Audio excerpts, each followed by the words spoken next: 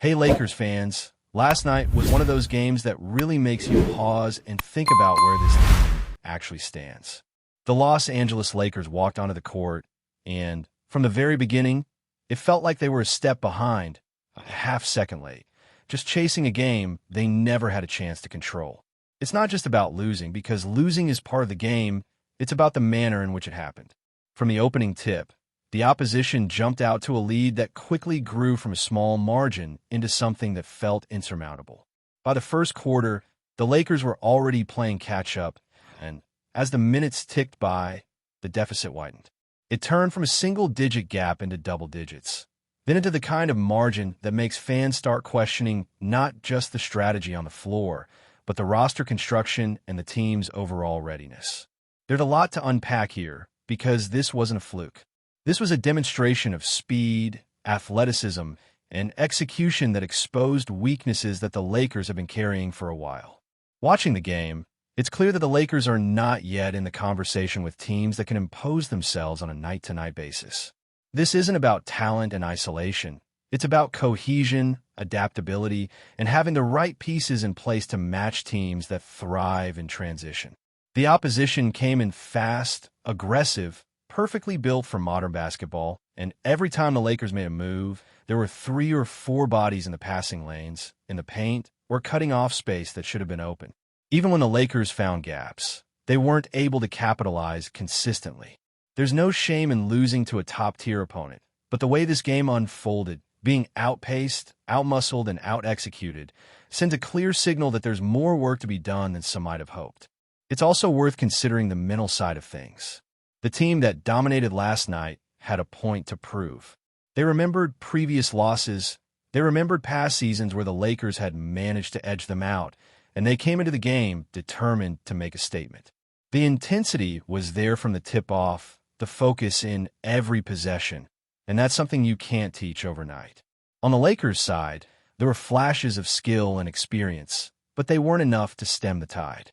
Ball handling mistakes, missed rotations, and a lack of consistent defensive pressure allowed the other team to turn every opportunity into points. Even the usually reliable shooters struggled to find rhythm under constant pressure. It's a combination of factors. You need athleticism to match the speed of the game, decision-making under duress, and enough depth to rotate fresh legs into the rotation without losing quality. Last night, the Lakers were exposed in all 3 areas. This isn't to say the Lakers have no potential.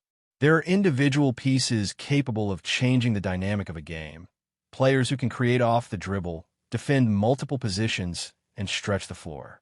But the roster as it stands right now lacks the balance to consistently compete with teams built for pace, versatility, and relentless transition basketball. It's not just about having star talent. It's about having complementary pieces who can make immediate, tangible impacts on both ends of the floor. Right now, the team still leans heavily on a few key contributors, and when those players face defensive schemes that neutralize their strengths, the entire system struggles. Looking at the game from a tactical perspective, there were multiple points where the Lakers could have adjusted.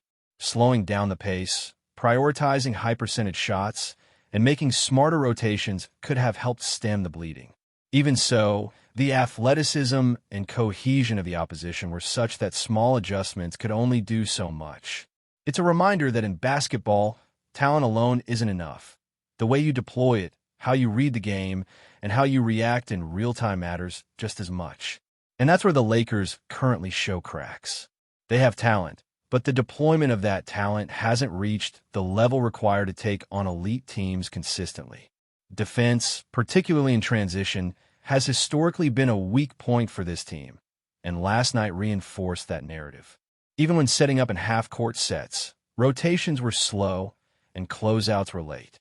The opposition's perimeter movement and cut patterns found gaps that seemed almost non-existent to the naked eye, but were exploitable under pressure. On the offensive side, turnovers compounded the problem. One bad possession led to another, and suddenly what should have been a manageable deficit ballooned into a scoreline that felt demoralizing. The frustration on the floor was apparent. It's not a question of effort. The players were trying, but effort without the right structure and complementary skills only goes so far. From a personnel standpoint, there are glaring gaps that need to be addressed. The Lakers need a mix of athletic two-way players who can cover ground defensively, switch seamlessly on pick and rolls, and contribute to the pace on offense. Players who can create mismatches, make plays in transition, and protect the rim are essential. Without those pieces, the team is relying too heavily on individual brilliance rather than a cohesive system. Even when star players are performing at their best, a lack of depth and versatility can turn a close game into a blowout quickly. And last night was a textbook example of what happens when the opposition exploits those limitations. It's also important to remember that the season is long and context matters. The Lakers haven't been fully healthy at times. Chemistry is still developing, and the team is still trying to find its identity. 12 games in, there's room to adjust, improve, and integrate new pieces.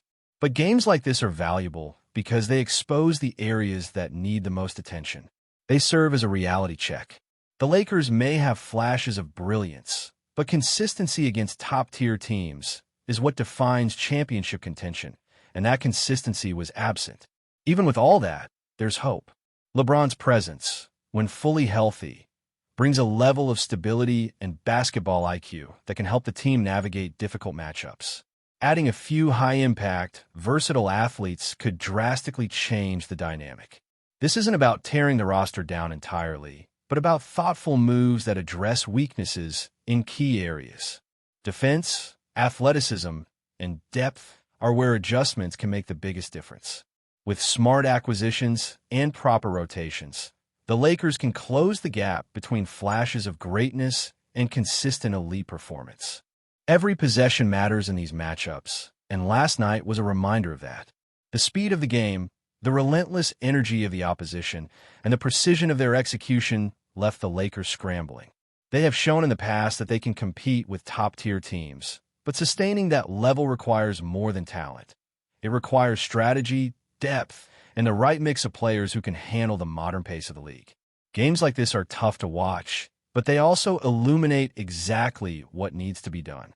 The potential is there, but bridging the gap between potential and execution is the challenge the team faces now. Looking closer at the roster, it becomes obvious that the Lakers have some glaring gaps that are limiting their ceiling. It's not that the talent isn't there. There are players capable of moments of brilliance, guys who can create their own shot or make a high-level defensive play. But when you stack them against a team built with pace, athleticism, and versatility, those moments aren't enough. You need consistent, reliable contributors who can handle multiple roles and switch on the fly. That's what teams like the one that dominated the Lakers last night have mastered. Every possession feels like a chess match where they're always 3 moves ahead, anticipating rotations, reading the floor, and executing with precision. When the Lakers try to respond, they're often reacting instead of dictating, and that reactive style leaves them vulnerable. The truth is, the Lakers are still in the process of finding their rhythm. They've shown flashes in certain games, moments where the offense clicks or the defense looks disciplined, but those are isolated. Against a team that moves the ball, crashes the glass, and takes advantage of every mismatch, those flashes don't add up to sustained success. It's not just about scoring points or grabbing rebounds. It's about controlling the game flow, dictating tempo, and forcing the opponent into uncomfortable positions. That level of control requires depth, versatility, and a roster built to exploit every weakness while masking your own. Right now, the Lakers are still figuring out where those edges exist. Part of the problem is that the Lakers lack enough multidimensional athletes on the floor at the same time. The modern NBA demands that wings and forwards can switch defensively, guard multiple positions, and contribute in transition. Without that, a team built for speed and agility can simply outmaneuver you, creating open shots and driving lanes at will. Even if the Lakers have star power, if the supporting cast can't match the tempo or handle defensive rotations, the stars' efforts only partially offset the imbalance. That was evident last night. Every time the Lakers tried to mount a run, the opposition had a counter ready, whether it was a quick transition bucket, a timely rotation, or an athletic closeout that forced a missed shot. There's a level of preparation and execution there that the Lakers currently aren't equipped to fully neutralize. Offensively, the team also struggles with spacing and floor balance. They have talent in the paint and solid two-point scoring, but the three-point game is inconsistent. Against a team that closes space quickly and rotates effectively, relying on mid-range or post scoring isn't enough. The Lakers need players who can stretch the floor, pull defenders out, and create driving lanes. Beyond that, the team needs guys who can generate their own shots off the dribble and make smart, high-percentage decisions when defenses collapse. Without that, offenses stagnate, turnovers creep in, and momentum swings heavily in favor of the opponent. Last night was a perfect example of how a team with superior speed, athleticism, and versatility can turn small gaps into major leads. Then there's the issue of depth. Basketball is relentless, especially when you face teams that push tempo and force multiple rotations. The Lakers rely heavily on a few key players to shoulder the load. When those players are fatigued, mismatched defensively, or simply off rhythm, the team struggles. It's not a lack of talent. It's the inability to distribute responsibility effectively. Depth isn't just about having players on the bench. It's about having contributors who can enter a game without creating a drop in performance. That requires a combination of skill, basketball IQ, and athleticism, all areas where incremental upgrades could have a massive impact. Looking forward, there are clear areas where strategic moves could dramatically elevate the Lakers. Adding one or two versatile wings who can guard multiple positions, run in transition, and provide reliable shooting would change the dynamic significantly. These are not minor tweaks. They're the difference between being a team that struggles to hang with elite opponents and a team capable of controlling the pace against anyone. Even a single high-level acquisition who can contribute immediately on both ends of the floor can shift matchups and give the coaching staff flexibility to adapt strategies mid-game. That kind of versatility also helps protect star players from overexertion, allowing them to operate more effectively in critical moments. Beyond roster construction, the Lakers need to focus on execution fundamentals, ball security, spacing, defensive rotations, and transition awareness. Games are won or lost in these small details, and against top-tier competition, lapses are exploited immediately. Last night's result is a reminder that even talented rosters can falter if these fundamentals aren't consistently applied. It's a combination of preparation, awareness, and cohesion that defines elite teams, and that's the bar the Lakers are aiming to reach. LeBron's eventual return to full health will provide a stabilizing presence and a level of basketball IQ that can influence both ends of the floor.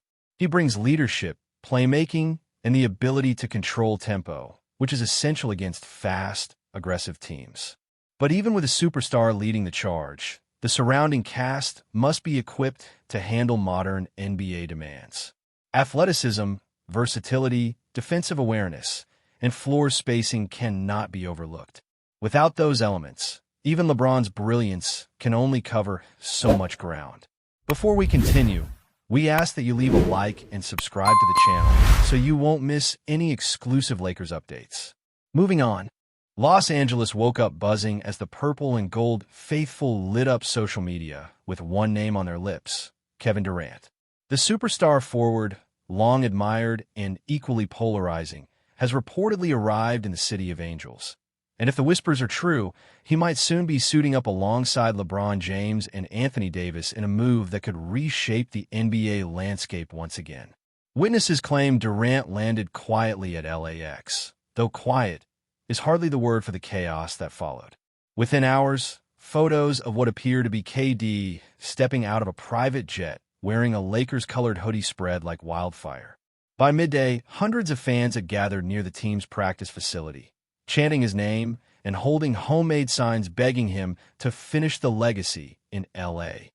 No official statement has come from the Lakers organization or Durant's camp, but insiders hint that talks between the two sides have been ongoing for weeks. One unnamed source close to the front office described the atmosphere as electric, suggesting that Durant's interest in Los Angeles isn't just a casual flirtation. He's looking for the right environment, a team ready to win, a city that lives for basketball, and a legacy that matches his own ambitions, the source said. If this rumor gains traction, the implications are seismic. Durant's arrival would give the Lakers one of the most formidable trios in NBA history, reigniting championship dreams and instantly shifting the balance of power in the Western Conference.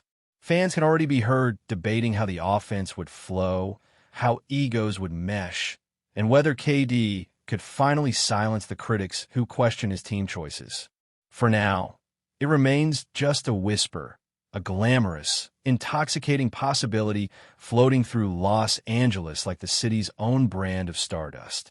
But with Kevin Durant reportedly in town and Lakers Nation holding its collective breath, one thing is certain. The NBA's biggest storyline might just be unfolding beneath the California sun. Stay informed exclusively about Los Angeles Lakers news. Subscribe to our channel and hit the like button to keep receiving daily updates. Also, share your opinion on the news in the comments, as your contribution is crucial for the Lakers. Stay tuned for the next video.